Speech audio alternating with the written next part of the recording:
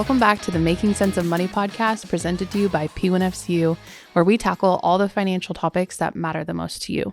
I'm your host, Tanis, and today we have a very special guest, Tyler Crane, a detective with the Lewiston Police Department. Tyler handles fraud cases, and with March being Fraud Awareness Month, we are going to be diving into the world of fraud prevention.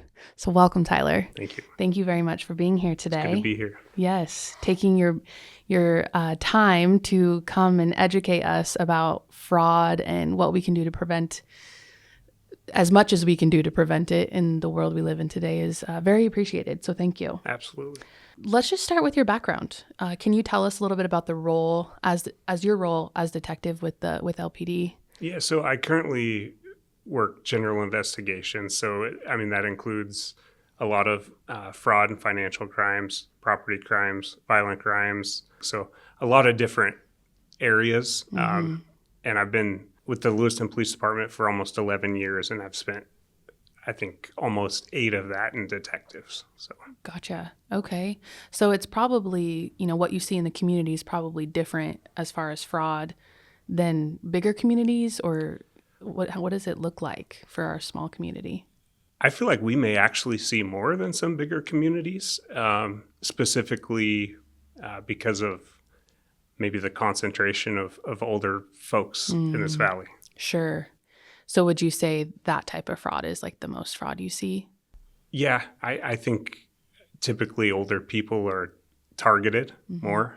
In my experience, that's a lot of who is victimized here in the valley. Yeah. Do you have an example of like what could happen? Yeah, one of the really common things that I've seen is computer-related stuff. So say somebody is doing something on their desktop and get like get a message from Microsoft support or something, or it's supposed to be, or so they think.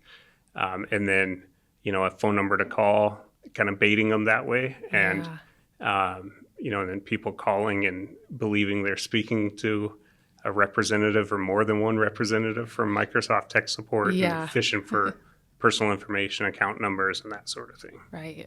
Which is so common. I've not recently, but close. I almost fell for one of those. And I'm in the financial industry. I have had background with, this type of stuff. I'm trained. It's pounded in my head. And I still am like, is this legit? Yeah, it's not exclusive. It's not exclusive to older people. They're really, it can be very convincing. And there's a lot of flags, I think, if people are more aware of it to protect themselves. Right. What about cryptocurrencies and Bitcoin? That's something that I'm not very familiar with, so this is going to be great for me. Yeah, so I'm not as familiar with it either. We did just have one of our other detectives just attended a really lengthy, in-depth training on law enforcement investigations involving cryptocurrency. That was not me, but I have a little bit of familiarity, and there's been an uptick in that being specifically a way for scammers or thieves to wash money and have it be very difficult to track, and so that victims are converting their money into cryptocurrency that they're receiving on the other end, and it's difficult to track. It's much more difficult than working with banks and that sort of thing. What types of red flags do you notice with those? Well, I would just tell anybody that if anybody's asking you to buy any sort of cryptocurrency as a form of payment, don't. Okay. I think it's that simple. I don't know of any reputable, legitimate business reason that anybody would ever ask for payment in cryptocurrency, or one of the other really big ones we see are like Apple iCards, iTunes gift cards. Oh my gosh, that sort of thing all the time. If somebody's asking you to do that, it is a scam. Yes. And so on that note, that's another common one that we've seen is businesses. It's usually smaller businesses or even like franchise stores and restaurants and that sort of thing, where people will spoof even managers' phone numbers. And call and have, a supervisor that's working that shift break into the safe and go, run to a gas station that has a Bitcoin machine or something like that and dump all this money in there. And I've seen that multiple times, if you can believe that, at businesses. They can be very convincing. Goodness. Yeah. It's like a specific skill for these fraudsters to have, to be so convincing. And I mean, a lot goes into this on trying to identify scams. It can be very hard to determine whether or not a phone call or an email or any kind of message is fraudulent. What would you say that we would want to look for? Anytime somebody is asking for a social security number, for one, right, be overly skeptical. That's a huge red flag. Account numbers are as well, especially over the phone, but any checking or credit card numbers, checking account numbers, that sort of thing. Just in my own experience, I can't think of many times, unless you're doing your own online banking through, a reputable institution. At the very least, it should be a flag, and be skeptical and maybe do a little research and slow things down, I guess is what I would say to people. It almost seems like it's better to have like that mentality of like, is this for real? Like, let's think about this for a second.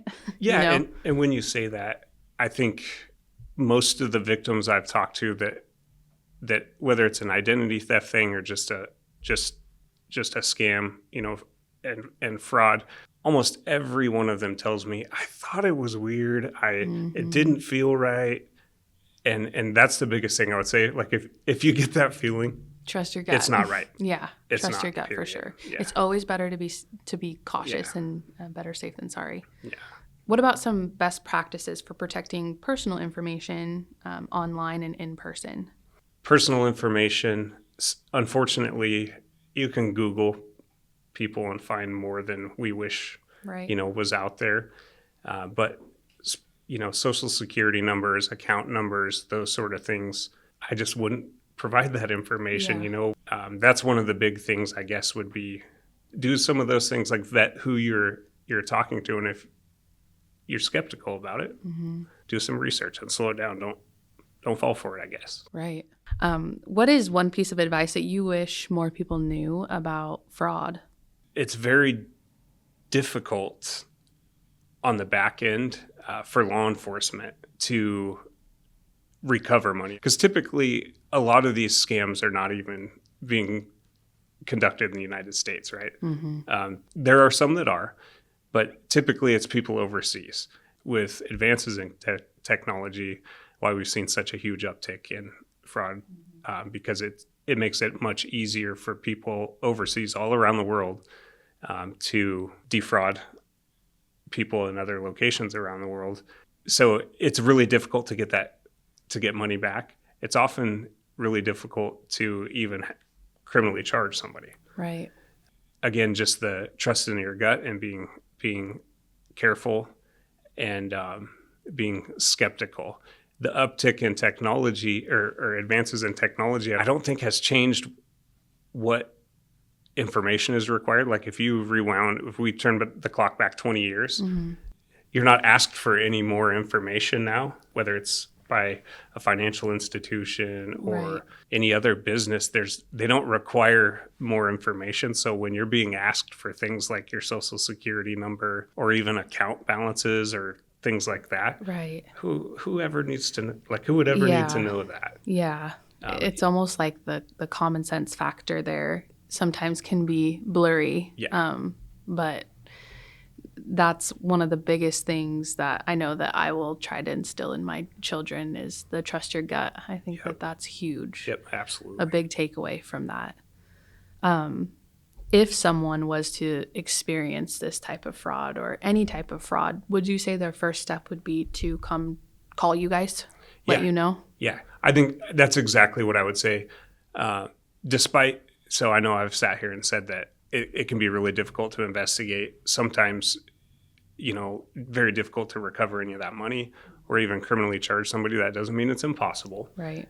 As technology changes, we continue to evolve as well. And with training and monitoring current trends and things like that. So it's not impossible. So I would say reporting it to the police, as well as notifying financial institutions immediately, right? But financial institutions also usually require a law enforcement case number. Right. So in that order, that's exactly. And one of the other things that we, often will suggest to people is contacting credit reporting agencies immediately as well. And it can be as simple as, a weird scam or something funky going on. You guys still like to know that, just to know that it's happening? To investigate every case as far as we can. So, Okay. We don't have a dollar amount or anything that we say, okay, if it's under $1,000, we don't have time for that or anything. Right. It's still a felony. These scams, even if it's under that $1,000 mark, because that's the difference between theft and grand theft in the state of Idaho, right? But these online frauds and schemes and that sort of thing, it's a felony either way.